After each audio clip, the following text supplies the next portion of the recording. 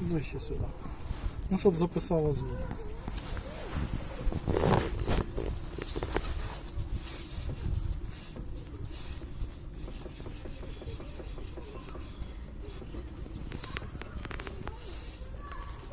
Ой, який ти грязний, тато.